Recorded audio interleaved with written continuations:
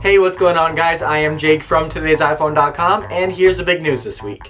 Now, seeing as our website is today'siphone.com, we usually tend to focus on the iPhone mobile aspect of Apple, but that doesn't mean we don't get interested in the Mac aspect when, the opportunity presents itself. And, with this week being all about Macs, we have a bunch of interesting stories for you on the computer side of things. First, as you probably already know, Apple announced some new MacBook Airs. Now, as far as design goes, it's basically identical to the previous version with the aluminum unibody design and the tapered thickness down to the end. One design change, though, is that we did see the return of the backlit keypad, which I'm sure a lot of people are very happy about. Now, as far as internals go, the Intel i5 processor is now the standard on the computer, with an option to upgrade to the dual-core i7. What's more, the laptop now comes equipped with Thunderbolt, and this is something that we're going to see on all of Apple's new computers soon.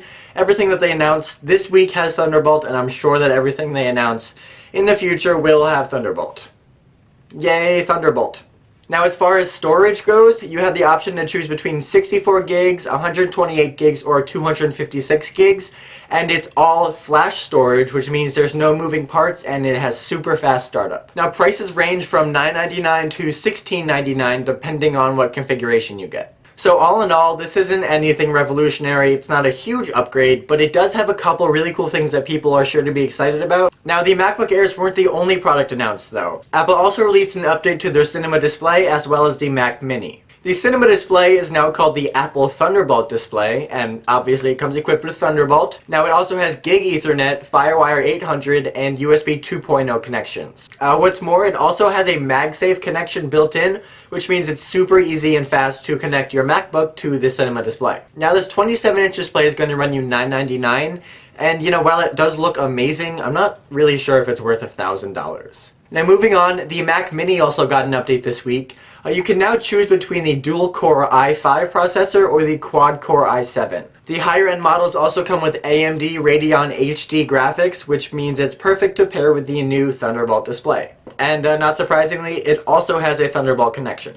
Prices for the new Mac Mini start at $599 and go up to $999. Now, it's important to note that none of the products Apple announced this week have a slot to insert a CD or DVD or anything. Apple's really trying to push towards the digital downloads, and it seems to me at least that they are trying to move away from the discs completely. If I had to guess, I'd say that within a couple years we won't see any disc slots on any of Apple's computers. Personally, I'm not sure how I feel about this. I mean, digital downloads are fine for things like applications on your iPhone or for, small downloads on your computer, but for the big $500 or $1,000 programs that you're buying or that you would be getting on a disc, I don't know how secure I feel with just having a digital version. Having the disc as a backup is always nice and it's reassuring.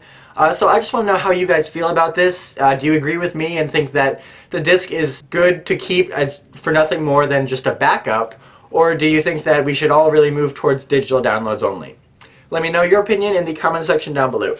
Alright, and the final thing Apple released this week was Mac OS X Lion. For those that don't know, Lion is the latest version of the Mac OS X operating system, and it brings a bunch of really cool features like mission control, launchpad, full screen apps, and when you get your hands on it, you'll notice that a lot of it, like the gestures and the icons and the more visual interaction with the computer, is very reminiscent of iOS. So, naturally, we have a ton of coverage on it. Cam has done a comprehensive two-part written review of the Mac OS X software. Part 1 is gestures, launchpad, and mission control, and Part 2 is mail, Safari, and other bits. It's just a bunch of little cool things that he found. So definitely go check those out on the site, link below. And if you want to see Lion in action, I did a hands-on video of just the major features that Apple announced. That's on our YouTube channel and on our site, link also below. So check that out as well, and leave a comment either on the articles, the video, or come back to this video and leave a comment down below letting us know what your experience has been with Lion. Did you have problems downloading it? Do you like the new features? Do you hate the new features?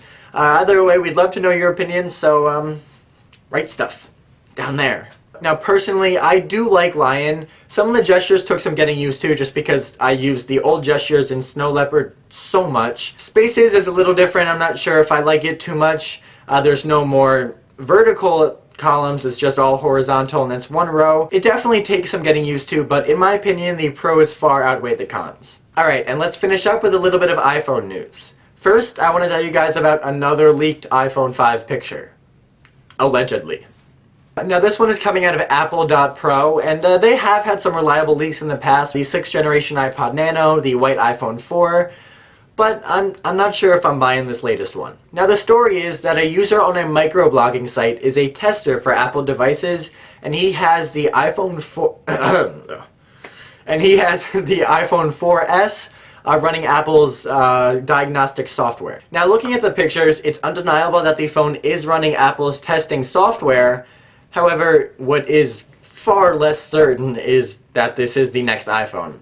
It looks exactly the same as the iPhone 4, same screen size, same thickness, same design.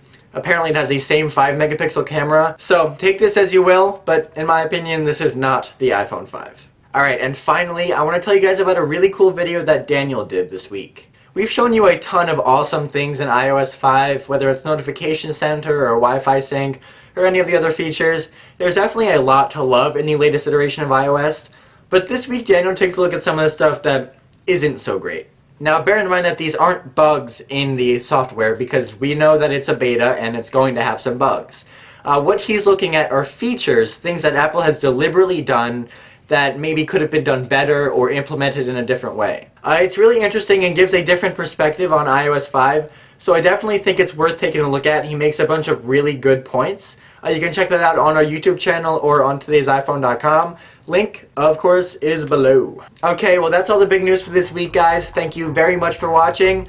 Keep in mind that the links to all of these stories I talked about in this video are in the description down below, so go check those out if you feel like it, and if you have anything to say to me, comments, questions, suggestions, or you just want to chat, you can follow me on Twitter at TIFJake. I try to answer everybody that tweets me, except the creepy ones. You know who you are. So if you have something to say, the best place to do it is there. And don't forget, for more news, views, and reviews, definitely head over to today'siphone.com.